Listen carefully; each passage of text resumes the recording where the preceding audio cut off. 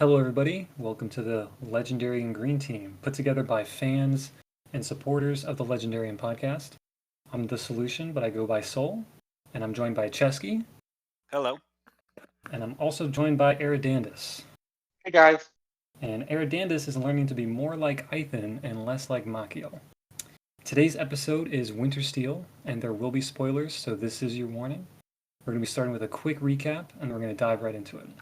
So, we start out with Lyndon literally learning to consume people for power, thanks to North Shredder.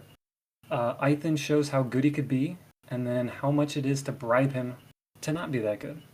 Mercy has an outstanding showing against Safara, but unfortunately she does not go up to match against her. And then Malice is a malicious daughter, and we get to see a little shame on Mercy, so I feel a little bad for her on that.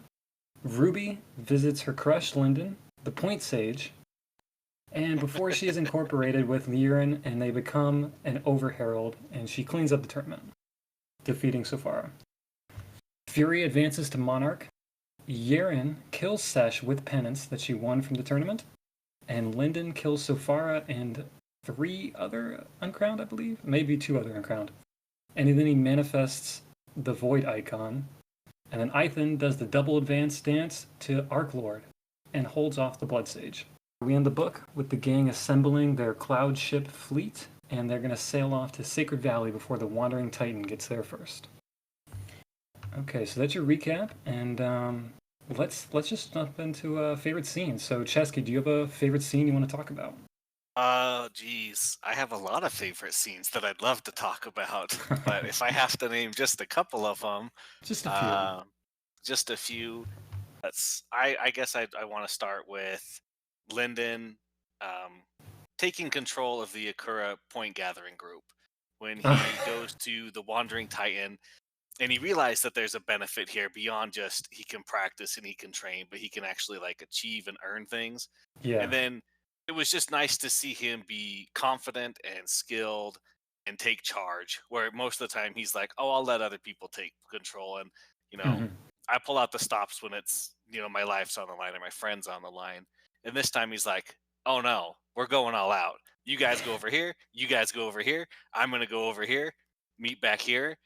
And then, it just was nice to see his competency really shine in that situation. Yeah, the Point Sage it's a really fun section of the book. I like that, like you said, he originally didn't even want to be the leader of the group. He tried not to do it. He pushed it onto Pride. Pride is like, no, you need to step up, okay? If they made you the leader, you need to be respected with that position and do it. And eventually you even see Pride semi-complimenting him, and the team starts to trust him by the end. It's really nice. It's nice to see. Let me add on to that because I agree with both of you that that's actually probably one of the better parts of the book. It does show some of Lyndon's personality, and it also shows kind of a little bit of what's driving him right now. Like he's not satisfied with where he's at. Like he's pushing himself and pushing more, and instead of kind of fading into the background, he's going for it, right? So Yeah. I kind of agree with both of you, and I thought it was a very nice touch that kind of there's that whole meta narrative of, hey, what happens when you're in a video game and you like get access to like this tournament and you can get all these points? You get super excited and you plan it out, right? So I like that. So I agree Yeah. with both of you.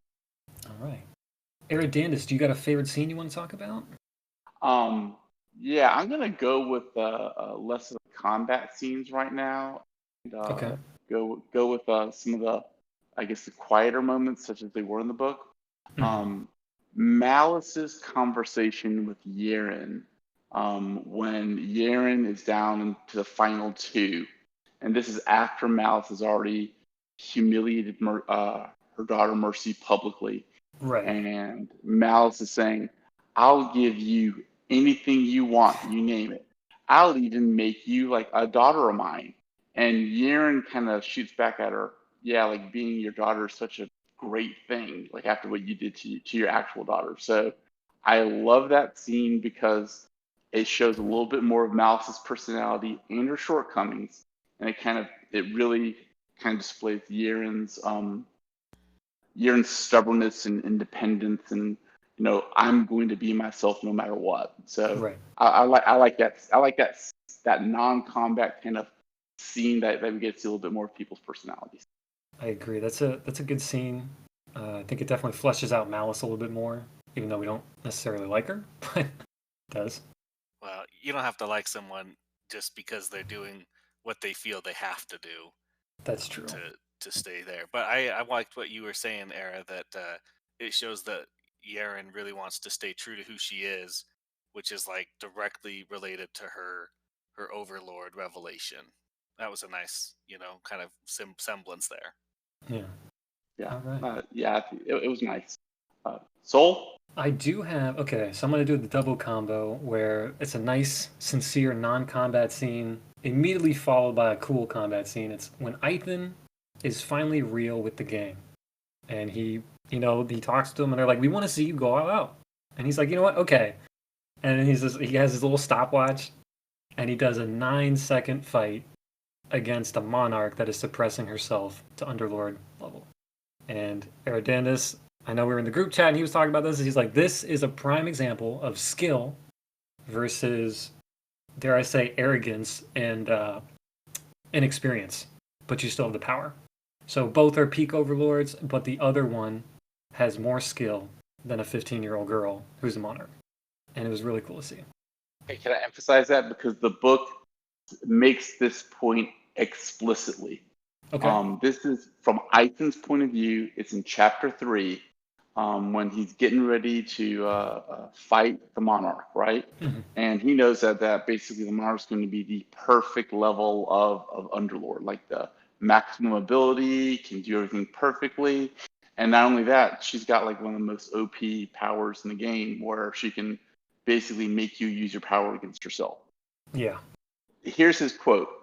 There was one reliable way to defeat an opponent with superior raw abilities, skill.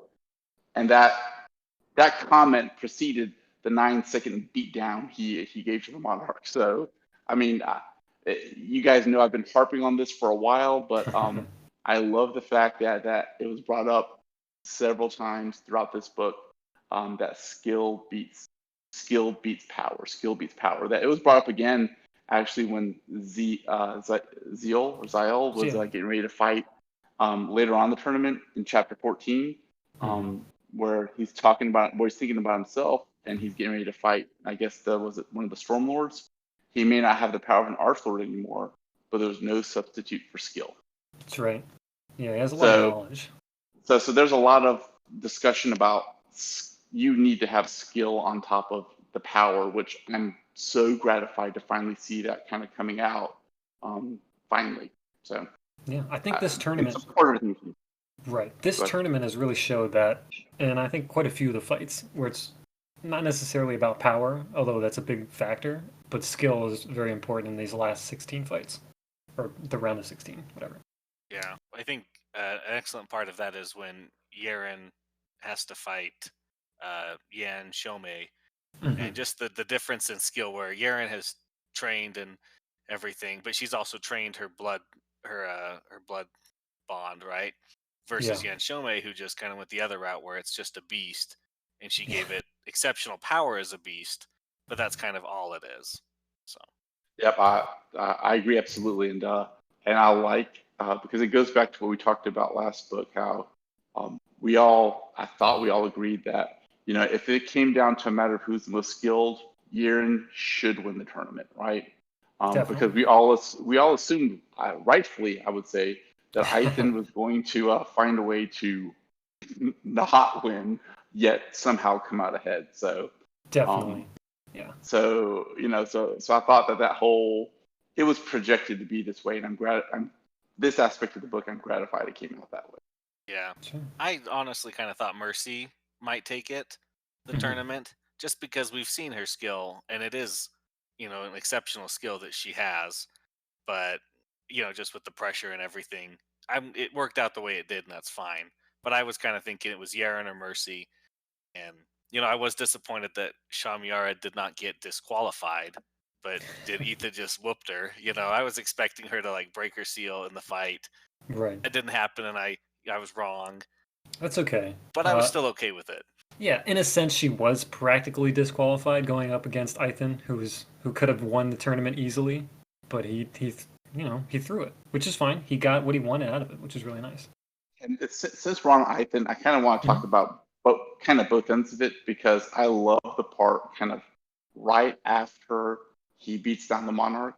Like Yeah. all the other monarchs are going, wait a minute, whoa, wait a minute. They're all of a sudden they're like, that was a monarch. yeah, they're all paying attention. They're all paying attention to Ithan. All of a sudden, like, wait, how good is he really, right? And that's what sets him up to getting bribed to throw the match. So again, Ithan, look, full disclosure, I thought he was the star of Wintersteel. I really, really do, because it was equal parts like humorous, but then him also kind of being serious and cutting loose. So I kind of like that, and him being able to establish more trust with the other members, right? Yeah. But I love the part where then when he kind of comes in, he has to throw the match. He so obviously throws it. I mean, he's so obnoxious about it, but it's hilarious. Exactly. Yeah. It was so obnoxious reading him walk out in his silk streamers and the wind flowing in his hair. You could see it, and he's just like, "I'm here to fight," and then he just dies, and he's like, "Okay, well, let's do it twice." Let's do it again.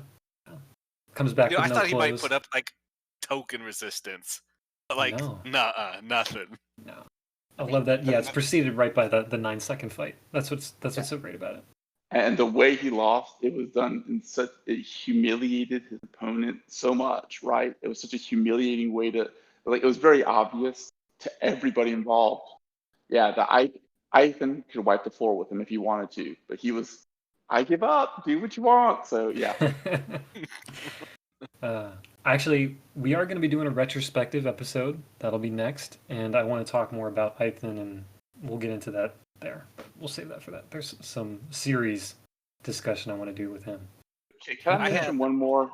Yeah, go ahead. Go ahead, Era. Yeah. Mine's going to be quick. I want to mention, it's not necessarily a favorite scene, but something I did like that happened in this book is that the author made a point of trying to give you some development of more characters throughout the book, including opponents and enemies, right? So you get some of their insights, so that they're not just cookie cutter, bad guy twirling the mustache. Like, they have their own motivations and their own reasons, and they're good reasons, right? So I like that there was some development of the other characters in the story. Go ahead, Cesky. No, I was just gonna say some of my favorite scenes were about Pride trying to hint to or tell Lyndon that he was good enough to marry Mercy when that's not even on Lyndon's radar. Lyndon and then Lyndon and Yaren, and then Lyndon and Yaren trying to go on a date. And they get to the place, and there's somebody's taking their seat already, and they're like, Lyndon's like, "Oh, we'll just we'll go find somewhere else," and Yaren's itching for a fight in the middle of the tournament. It's like, we want food. We came here. So I really like those, and then I liked that Ethan's min-maxed ship. That's what I think of it as. It's the maximum gain for the Definitely. It just fits perfectly with theirs.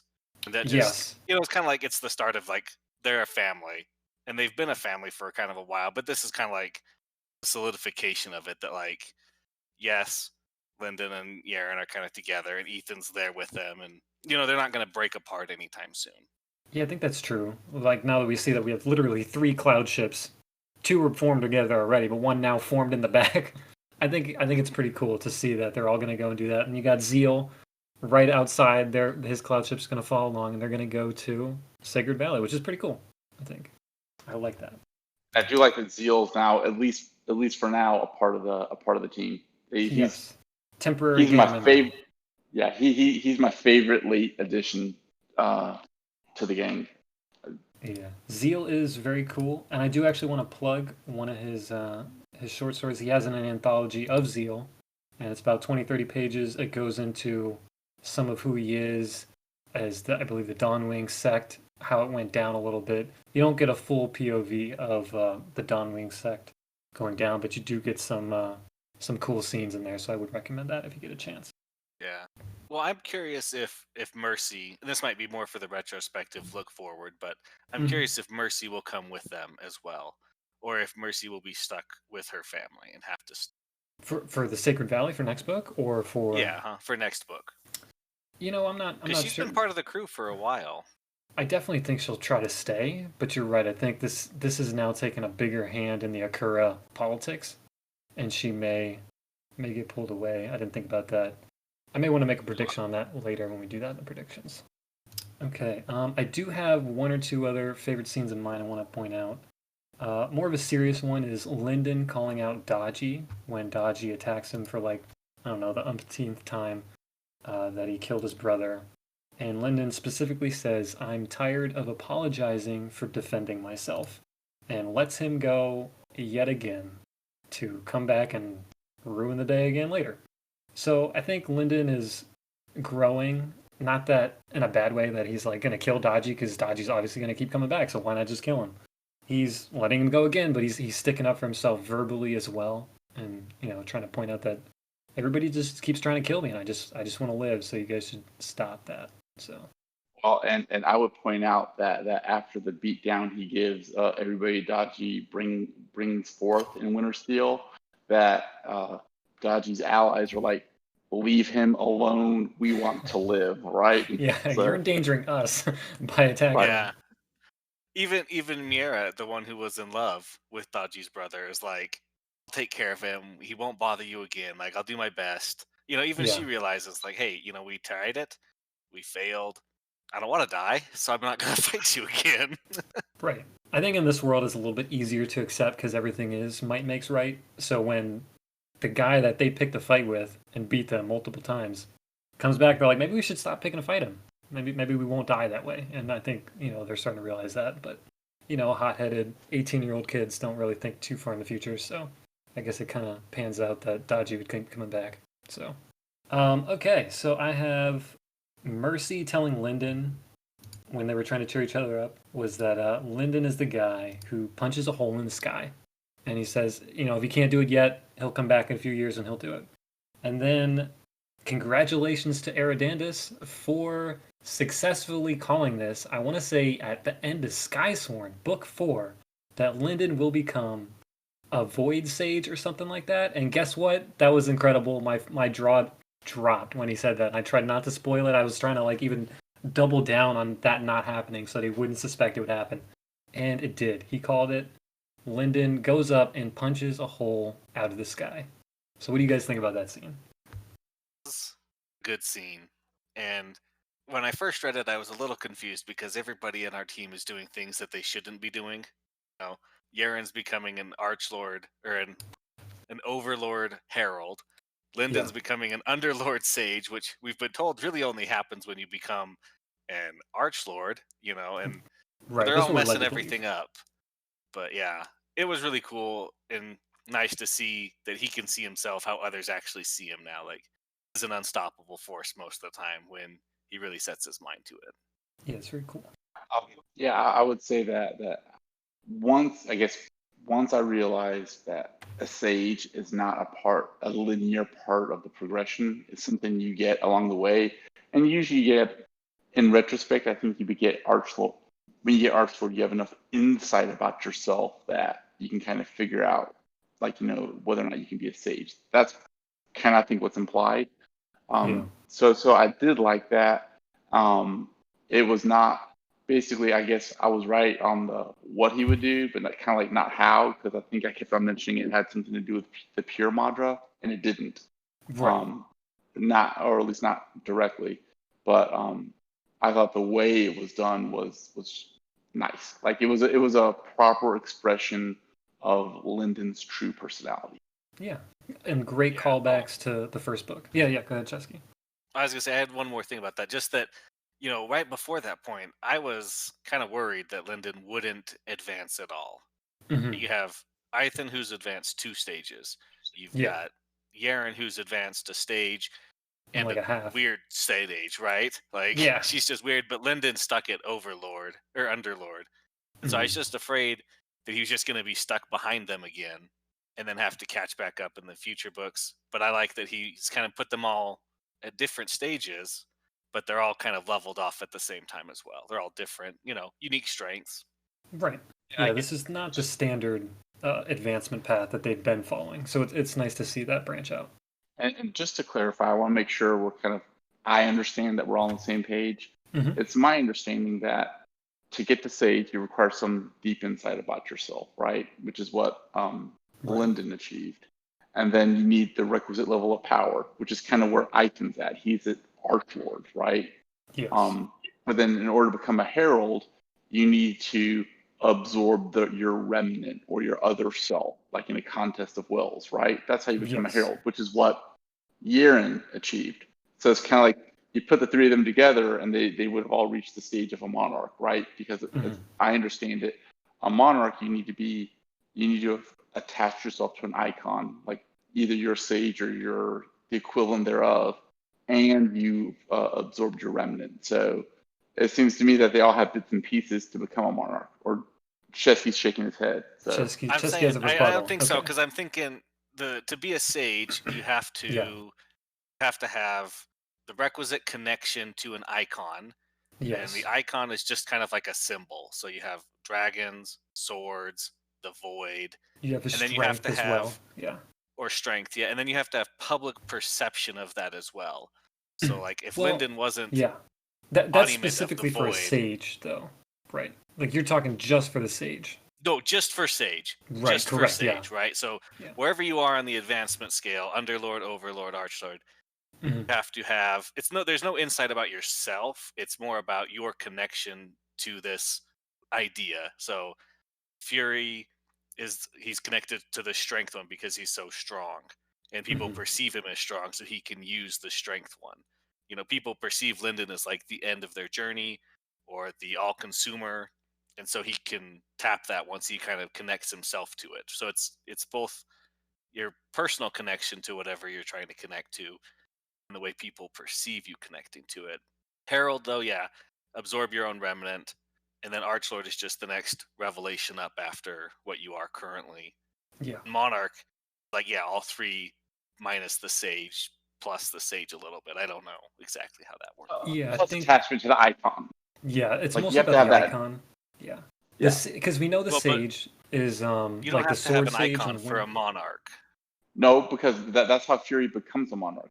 Because he's been waiting. He knows he can attach himself to the strength icon anytime he wants to, and then in the story, he connects the strength icon, and boom, he becomes a monarch. So I that's what thought I think was trying to be said. I thought it was more of just a revelation, and that he was waiting on that. Again, something else. So, okay, so you have to have an icon to advance to monarch. I I mean, I'm actually split. I don't think it's clear enough, or at least spelled out enough for us to know specifically for that. But I think I'm leaning more towards eras that it's you got to have an icon. I think it's something you could easily hold back and choose to do at a certain time, like Fury did, because you can do the icons in weird ways that we're still learning. Like the Winter Sage is connected to the sword icon, not just the ice or winter icon, and we know that. So she's not the sword sage; she's the Winter Sage. But if the sword sage wasn't around at all, Timaeus, the meme name, sorry, Tim, the sword sage, then she could have been the sword sage completely. So I think that's just interesting. I think it's just like you said, it's mostly about the icon. I don't think you have to go too far into it, but you do have to have a deep level to it. That leads me to an interesting. I guess I'd like to ask you guys. So Okay. it's my understanding there's essentially an unlimited amount of icons. It just depends on kind of like what you connect to. That's how I understood it, at least. Okay. Yeah, I think so. I think it's more like the aura. Who knows? Well, and it seems like Yeren has an imperfect connection to the sword icon, which to me Mhm. implies that her actual connection is to something close to and or related to the sword icon. So I was curious as to what you guys think it might be. I'm kind of surprised she didn't get like strength because she's always been very strong. Her steelborn iron body is incredibly strong, and it's always been hinted that yes, while deadly and sharp, she's always been very strong for her advancement level. And I assumed it would be something like that, especially like Crusher. Jan Chaumet's Blood Shadow is what they said the embodiment of strength, almost to where that Blood Shadow itself is either tapping into the strength icon or somehow connecting to that a little bit because it's an embodiment of strength. And Yern is very Yeah. strong, similar to that. So I assumed maybe if she doesn't touch the sword icon, I'm gonna actually say strength icon. I think I think I'm gonna have to say, and this might be controversial, but I think she'll get the sword icon. She'll Yeah. just not be the Sage of the Endless Sword. And I think part of it is just because she's remarkable in touching it at Underlord and Overlord. And I think the only reason Lyndon can touch it and acquire it successfully is because of the Heaven and Earth Purification Wheel, which basically preps you to do Sage Authority type stuff. It trains your willpower to do it, basically. Whereas Yaren is never, where her cycling technique is not as intense. So I think that's why she just not really for her at this level. I think if she achieves Archlord Herald Mhm. status, I think she'll probably go Archlord and then immediately into True Herald. Okay. Um, so I think when she hits that, she'll be just fine connecting to the icon, or they'll just, because she'll have all three, skip straight to Monarch potentially at the same time as everybody else. We'll So see. It might have to do some small amount of cycling or whatever, getting your body ready or something like that. I don't know if they'll be able to go Mhm. straight there, but maybe, I don't know, half a book, a quarter of a book right, or right. I something. don't expect them to honestly go straight to Monarch, but I could easily Mhm. see her achieving Archlord, and then since she's already achieved her Remnant, going to Herald and just being a true Herald. I do think that she's not going to have one or the other. I think she'll get both, by the way. I'm sorry if I didn't make that clear. I think she'll get the sword icon, but she'll also get probably the strength icon. Okay. Hmm. Sorry, that was a little too much in the predictions. I apologize, but we got into it. That was fun. No worries. No All right. worries. I think I have one or two more favorite scenes, just tiny ones. Little blue on a tiny thousand mile cloud, really cute. That was a fun little scene. Chasing, he's doing his remnant work and just kind of going crazy while she's just flying around. Dross whispering threats to Lyndon's friends while they sleep is definitely my favorite Dross moment of the book. Lyndon breaking into the tournament. That's always fun too. I like that. That's what I got. Does anybody have Yeah, any I other like. ones?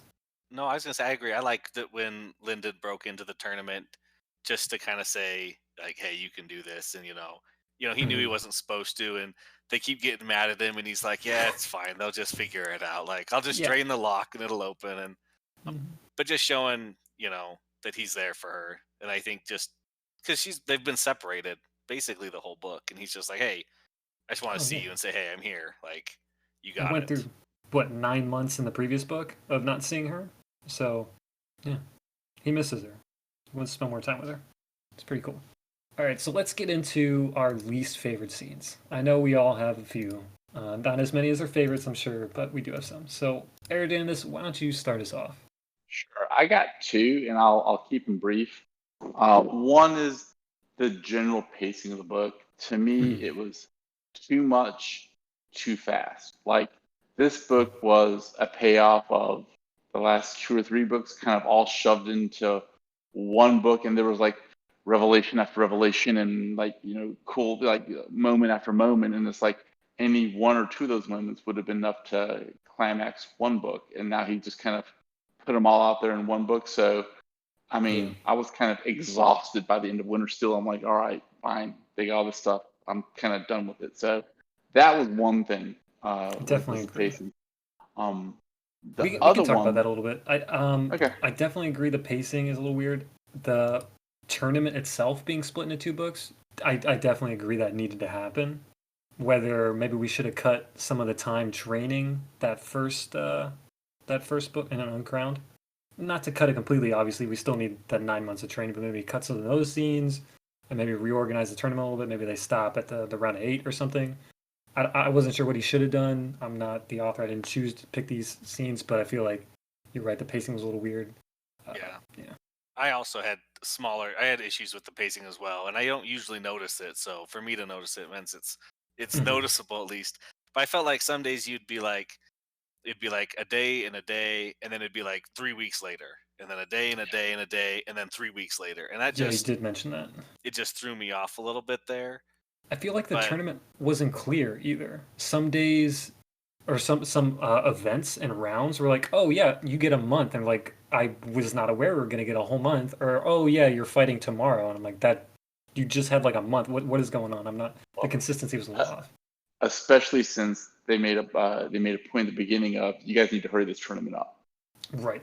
Yeah, I thought they would cut down more on the training and be a much faster pace book. Yeah, go ahead, Chesky. What do So you think? I was gonna say something I think that he could have done. Like I think this book needed to be split in two. I think because it's longer than a regular book than we're Yeah. used to at least. And so I was just like, I think if he'd split it in two, it would have been good. And I don't know if he just maybe didn't want to or he doesn't feel comfortable, but he could have just moved it like, here's the tournament side. We're going to watch Yeah. Yaren and see everything from Yaren's point of view. And then the other book is going to be the same time frame, but from Lyndon's point of view. Just him doing his things. Now, maybe he doesn't want to do that because he wants them both to interact more with each other. And, Yeah.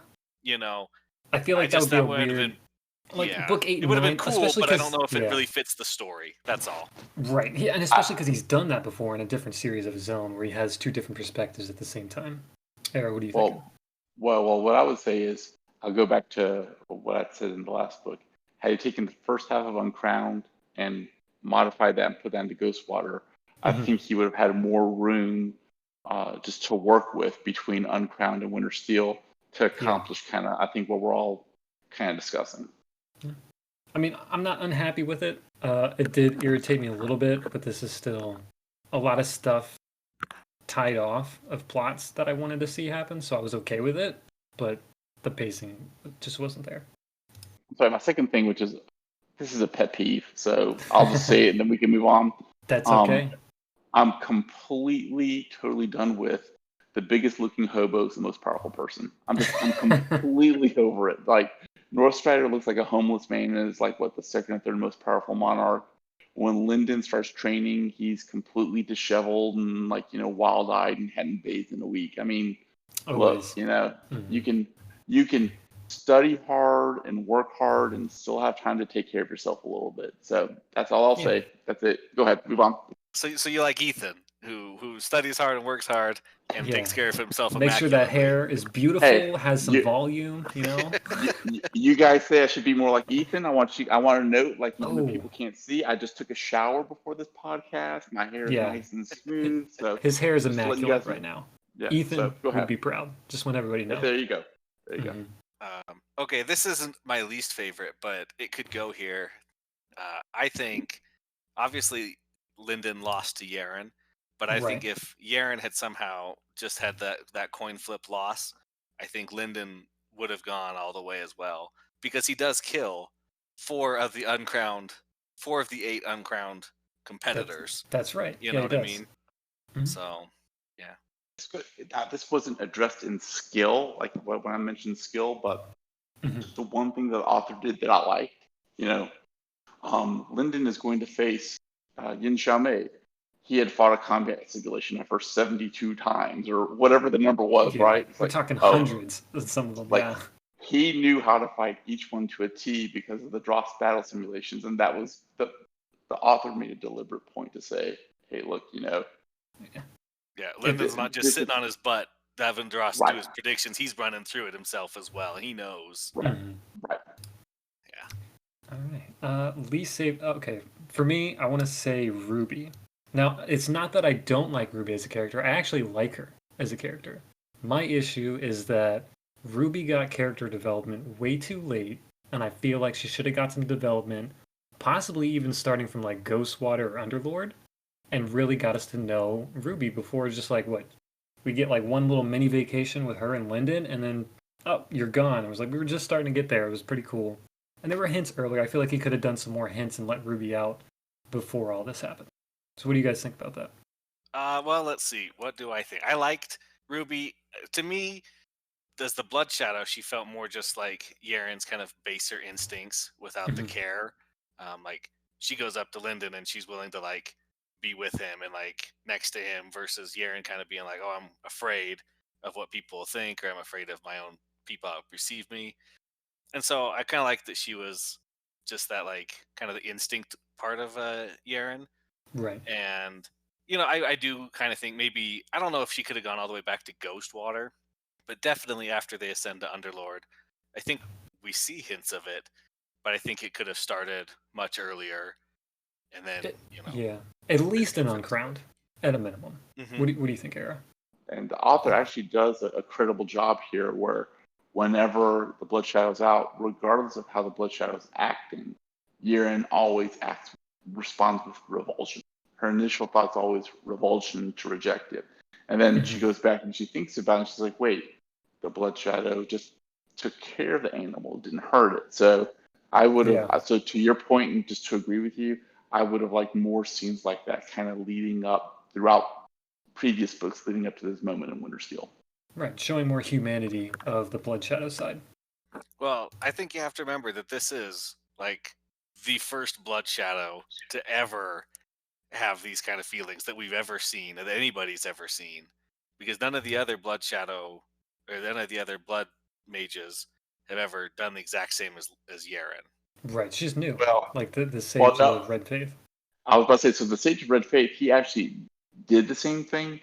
His problem is that he has a selfish, vindictive personality, and that's what got him turned into the Blood Shadow. And the Blood Shadow's like, screw you, I'm going to go do my own thing. Right. Yeren's Blood Shadow was imprinted with her personality, which was more selfless, more I'm trying to protect others, I'm trying to be a guardian for others. And so I think that the person's personality matters. I mostly agree with Cesky. I just think one other person has tried it. It's just that he was a fleet word, and so he was we'll not save good. that for an explicit podcast that'll never be released. Yeah. And I think he definitely tried it too late, where Yeren had been cultivating it the right way for longer versus him doing it one way and then kind of changing, I think. But I don't think it actually matters, because the personality of the Sage of Red Faith, I don't think, even if he tried it at like Underlord or Overlord, the people that get into the Dread God cults, I know they try to humanize them a little bit in this book. They even gave a perspective, I believe, Callan Archer, I think his name was, where he's saying like, okay, this is a good way for poor people who don't have the money to advance quickly. It gives them an opportunity. I'm like, okay, that's cool, but you're still feeding off of the miseries of a collective people out there. And I think those kinds of people don't really attract the ones that go really far, like the Sage of Red Faith. I don't think there's going to be too many that are as nice as Yeren, even though she's kind of stubborn. I don't think they're going to have the compassion that she does. Well, you brought up the Wandering Titan, and I was going to say, getting that perspective of the Wandering Titan priests and priestesses, they seemed a lot different than the Blood Faith Blood people. Phoenix, yes. The leading Red Phoenix Moon people, right? That's what it is, Red Moon Hall. They just kind of set up shop, and then they just kind of like sit there and harvest its essence, know. And they do a little bit, but they're not like, oh yeah, we're gonna go just straight up and out and murder everybody that we meet. They're like, no, we're just gonna take over here. We're gonna set up our base. Now, still bad, but I think definitely of a lesser. I pictured them more like storm chasers or something like that, where they're just collecting rain. As it's like, oh, here's a thunderstorm. We're getting out our bucket, and we're just gonna keep setting up a bunch of buckets, and there we go. Got some water. Yeah, totally. So that's what I had. Does anyone have any other least favorite scenes they want to get into before we get into some important parts regarding the book and series? No? Okay. So I want to start off with we'll go to the basics. Yeren is now an Overlord Herald. I feel like we touched on that for the most part already. Ithan is an Arc Lord. So what do you think his revelations are? Do you think we're going to get them? Do you think it really matters? He's now an Arc Lord. I thought that was an interesting way to get there. He just did it right before lunch one day. Yeah. Well, that was just to Overlord, I believe. Correct. Because he had to wait for Raigan Shen at least. But it was nice to see that the Overlord, Underlord to Overlord is not like, an hours long thing. It's just, it can be quick if you know it. Like, you have to take your time to search for it. Mm-hmm. And I think it plays, like Eridandus and I were saying, that, you have what you are currently, or like why you started, who you are now, and potentially, who you are going to be as your 3 Lord revelations. So yeah, that's true. I like Ithan kind of doing it. If I had to guess, I think becoming an Archlord has to involve, because what we learn. Well, let me backtrack. What we learn in this book is that Ithan, he has 2 goals as far as I can tell right now. He wants to follow Osriel, right? Yeah. And he wants to kill the Dread God, right? Yeah. That's what he and wants. Raigan Shen. If I had to guess, given what we know of Ithan's personality, he likes to be in control. he likes to kind of like be the chess master, right? So I think being an archlord, if it ever gets revealed, I think it has to do something with him being in control or being the grand master or being like the puppet master of the show. So that's what I think, if I had to guess, what it would be. All right. Yeah, I like that. I don't think we're gonna see it just because we didn't see his.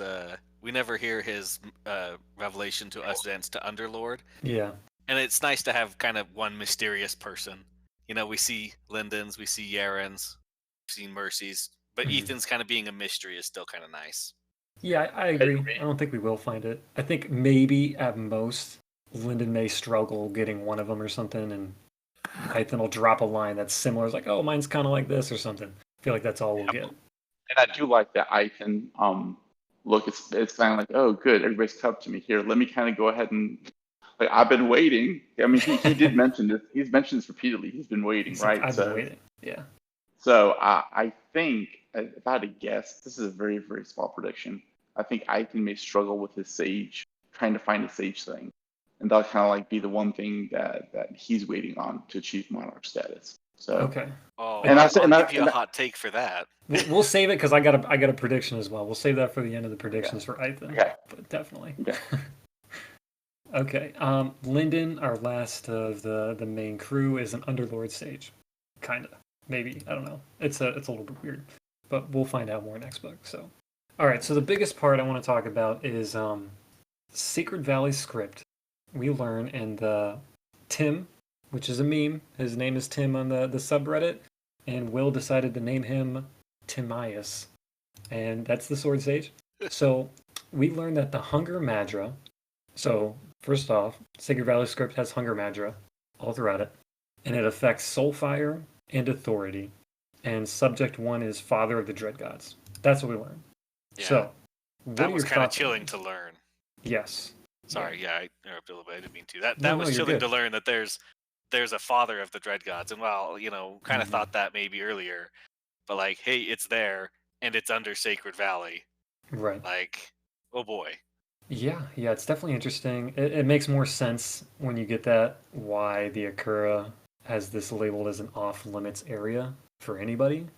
And yeah, so I feel like we're going to get into that obviously with Bloodline in the next book, but knowing that helps people kind of figure out, I think, just, it kind of explains most of it, I think. I was going to pose a question to you guys. This goes Sure. into a little bit into my prediction / important parts, but who really knows what's under Sacred Valley? Do the monarchs know? Okay, Eridandus knows. Eridandus knows. He's raising his hand, so I feel like he's smiling. He's definitely, all right, he definitely knows. Okay. I think there's two people who 100% know, Osriel and Elder Whisper. Okay. Yes, 100% agree. Okay. So yeah. I mean, we know. Outside that, anybody. Yeah. Okay. I was gonna say, they know it's an undisclosed location, but when they're talking about the Dread Gods and stopping the Dread Gods, they don't like at least kind of hint at even to us a little bit like, oh yeah, we know why the Dread Gods are making their way over towards Sacred Valley. It's just like, oh, where's the Dread God gonna go next? But this time, when we get that Dread God's perspective, we know why it's going back there, and that's just kind of like, so who does really know?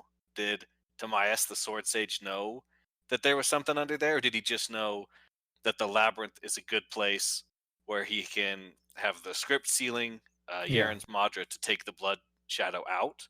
I guess we'll see. I think he didn't know. I feel like he should have known, but I don't think he did. Well, who knows when it was sealed away?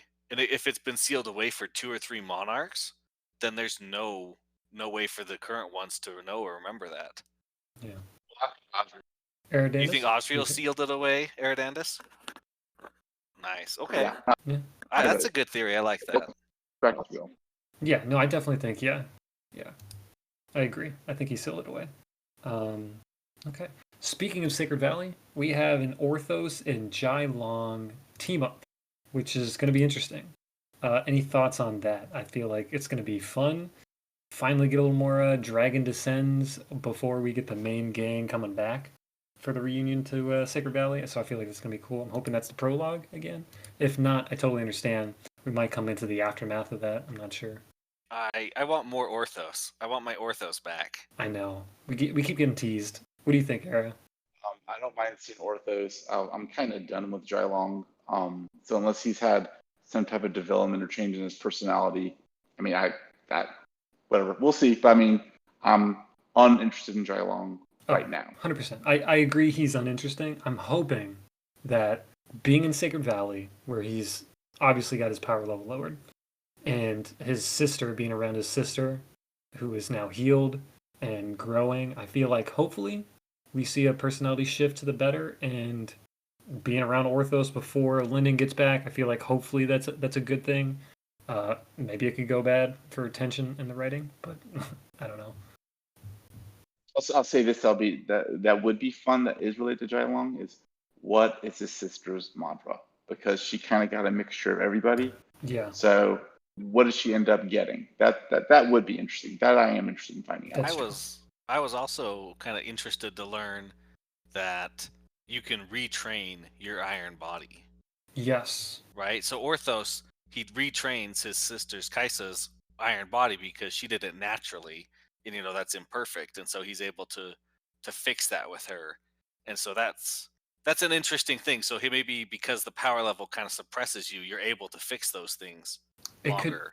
That's a good point. I didn't think about that. I was actually going to put that in my least favorite scenes, and I forgot. So thank you. I feel like that was a retcon, and I think That's what I was going to say. Yeah. It felt kind of like that with what I've heard online, but I think it was an okay retcon to put in. Doesn't really affect a lot of things.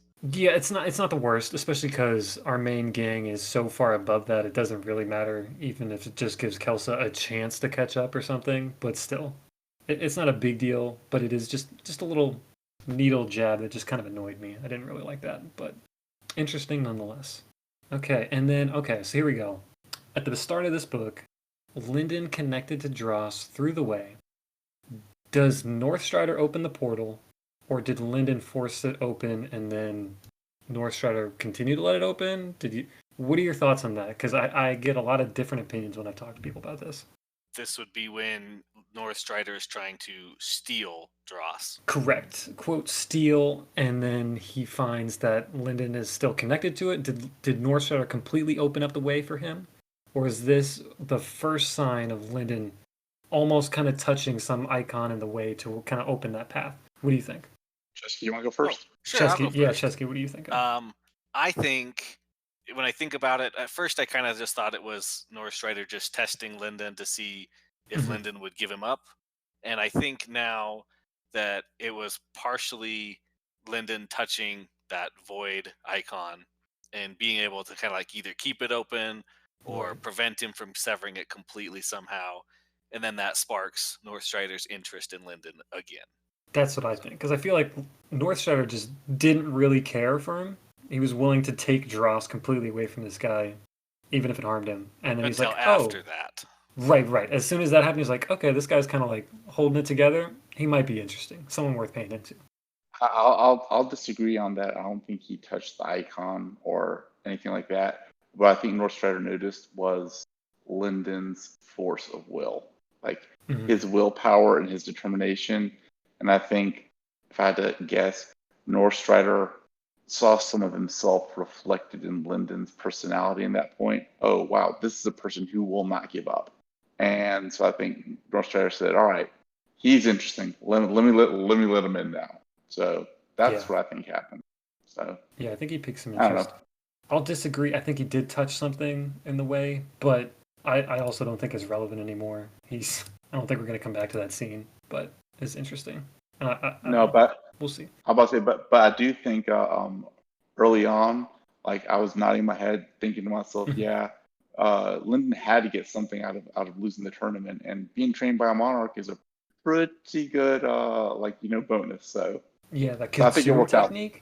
Yeah, the consume technique was made for him. Eridan has called this also like Black Flame Skysworn. He's like, oh yeah, he's gonna, after Skysworn, because that's when he got his Hunger Magic arm.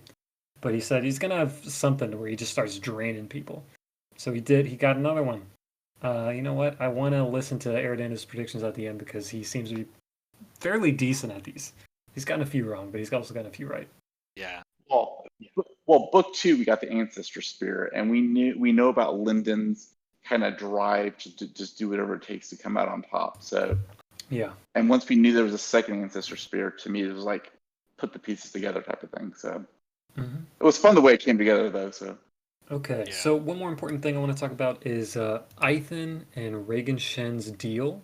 Now that Eithan is an Arc Lord, how much more support do you think we're going to get from Reagan Shen, especially now that the tournament's over and they killed Sesh? So you're thinking 0 from Eridandus and Yeah. 0 as well. Yeah, I feel like that deal is done, and that's all they got out of it. Which I That's, still feel he did good though. I feel like Ethan even addresses that. He's like, I got Reagan Shen to promise to advance me to Archlord, but I bet he didn't think it would only take one shipment. Because he Yeah. knew what he needed to get out of it, because he knew by the end of it, it's too late to get anything else. So Yeah, he front loaded his payment. Okay. All right, and then Lyndon and Little Blue bond. So yeah.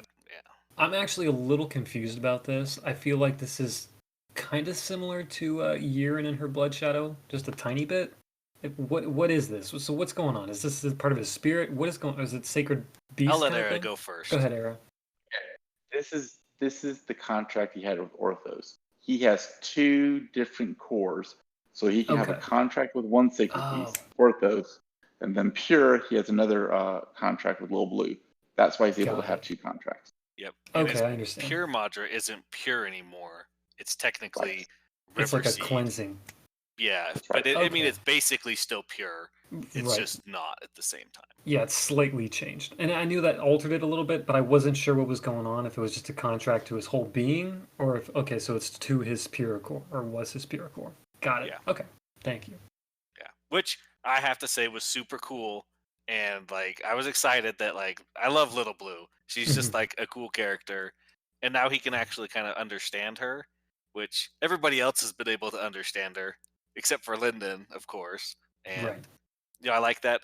I have a hard time picturing her a foot tall. I kind of think of her just, my image in my mind is not the right image that he's trying to portray. It's true. It's like more like Tinkerbell, like super tiny, or from something like in Way Kings. I won't spoil anything, but a similar character to that.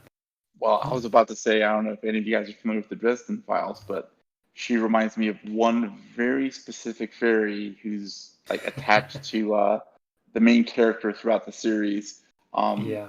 So it's the male version of her. So that's what it kind of reminds me. Yeah, That's true. Okay. All right. So I think we are ready to move into predictions. What do you guys? You I ready? was going to say one more One thing. more thing. What do you got? One more thing. Sorry. Okay. We kind of brushed over it when we talk about Lyndon consuming some of the Dread God. Mhm. That he knows right. that it's like Sacred Valley is their home. Yes. It's not just that Subject 1 is there, who is potentially their father or their thing, which I think, do we know 100% it's the father, or just... I believe, I did bold it, and I could be wrong, but I'm like 95% sure. Subject 1 is the father of the Dread Gods, because I bolded it to make sure we knew that. That's kind of what I thought, but I just wanted to make sure. But like, that it's their home. That's where they came from. So what caused them to spread out, and why after all this time are they finally starting to come back? Because they don't always wander towards Sacred Valley. They'd have reached it by now otherwise. Yeah, they could have went in. What do you think, let's not forget Machiel set everything in motion.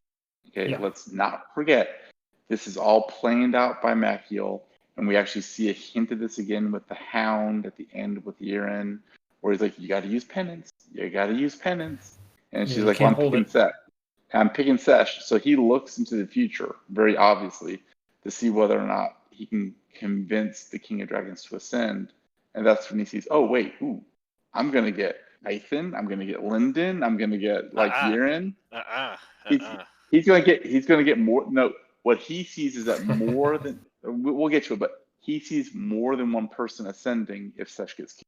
That's what he sees. Okay. Oh yeah. I'm not telling you I'm not. Let me clarify. I'm not saying that they go to the Abaddon, but he sees multiple people leaving Cradle. Yeah, that's what he wanted a favorable outcome, and the best choice was to let Yiren kill Sesh. Right. Yeah. Right. I agree.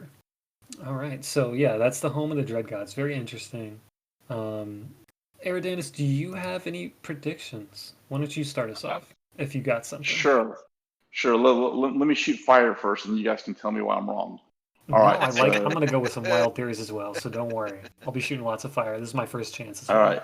right, here, hold on. All right, so I have three predictions. All right, Okay.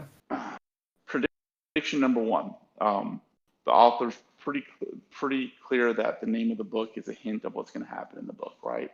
Right. The It's next called book is called Bloodline. Bloodline. And we know that bloodlines are created through sacred beasts intermingling with humans. We learned this, I think it was either in Black or Smith. I forget which one. Hmm. So we know that Elder Whisper, the fox from book one, has some type of connection to the Wei Shi clan, Yes. specifically, but like their little group in general. And so I think that Elder Whisper either has already intermingled with the Wei Shi clan or will intermingle with the Wei Shi clan and will provide a bloodline power. I will also give a prediction as to what that bloodline power is. At the end of Unsold, during Serial's prediction, we see Elder Whisper, like kind of looking to see what's going on. And here's a quote from the end. He is soundless, scentless. His presence masks both sight and spirit. He is an ancient sacred beast, one of the original inhabitants of this valley. Keep that in mind for later. And he Hmm. is only seen when he wishes to be. So I think that ability, that I'm going to call it a super stealth power, it's the diametric opposition to Eichen's power.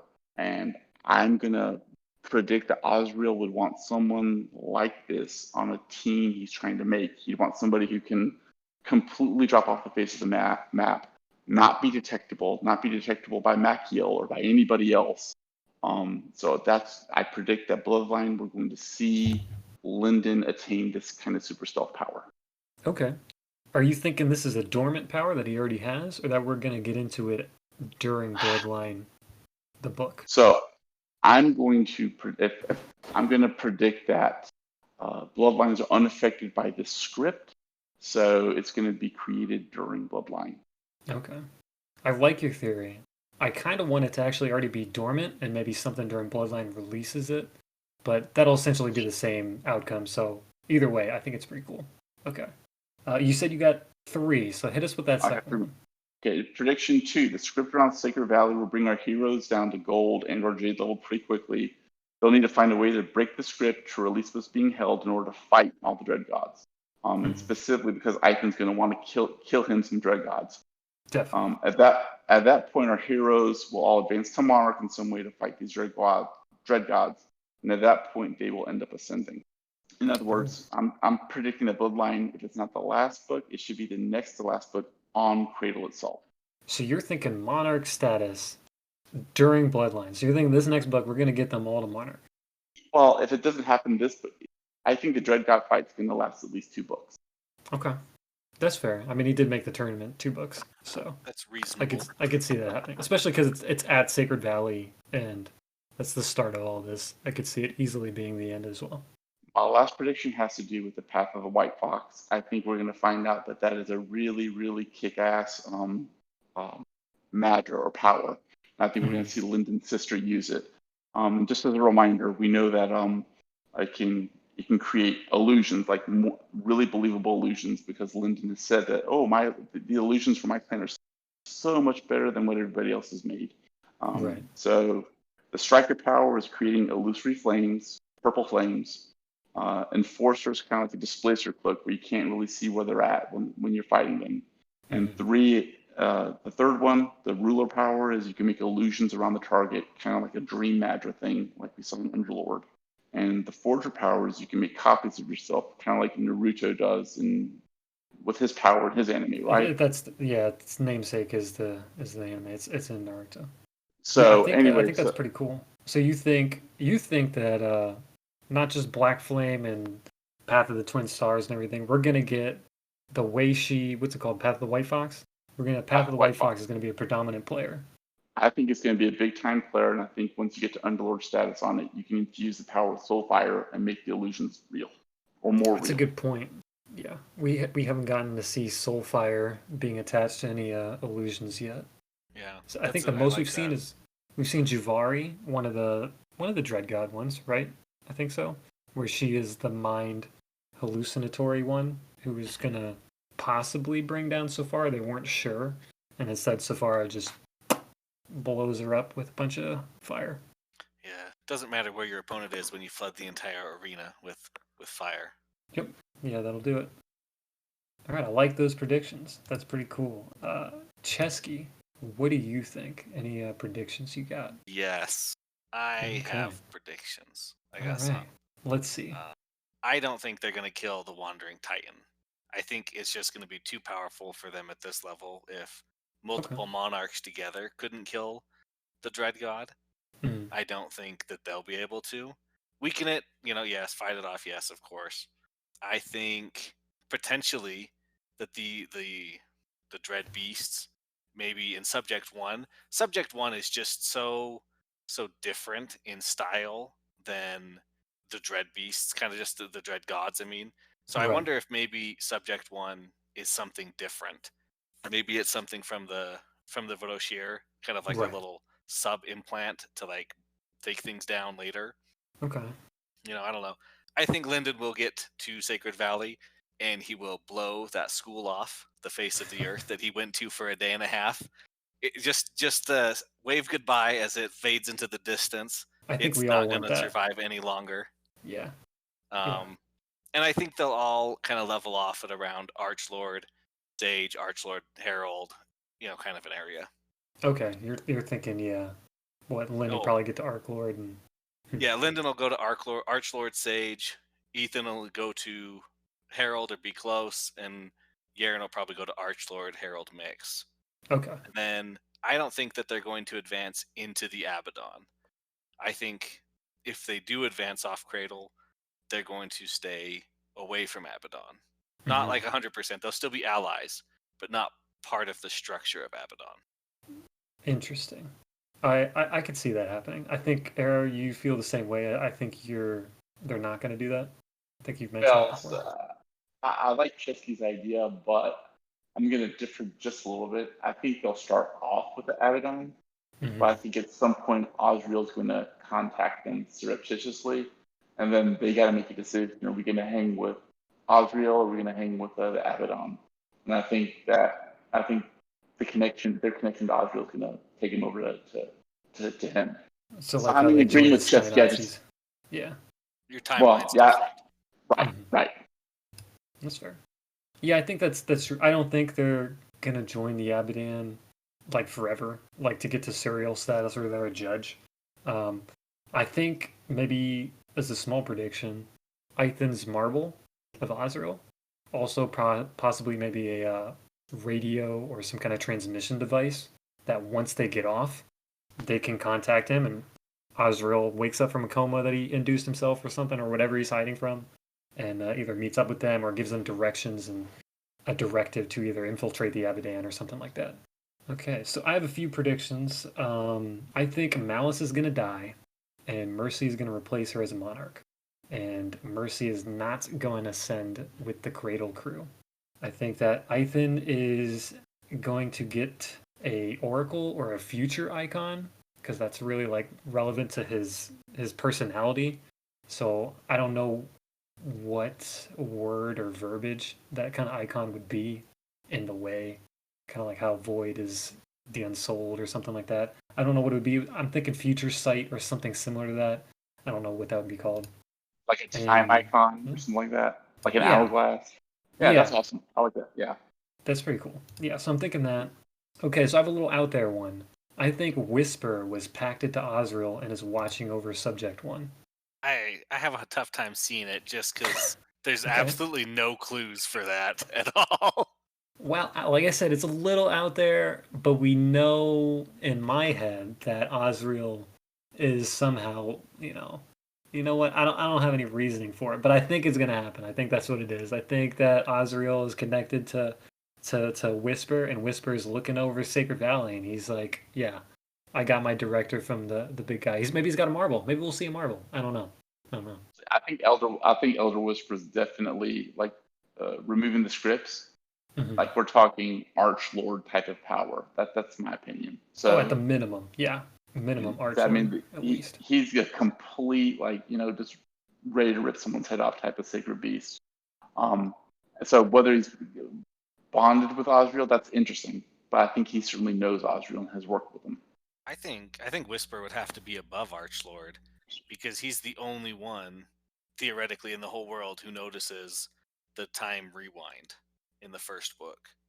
That is a good point. Because none of the monarchs, you'd think the monarchs would have noticed that and been like, hey, I mean, maybe they wouldn't have brought it up because there's nothing to like bring up. Like, hey, do you remember that one day that time rewound? 8 years ago, or 3 years ago? But What if?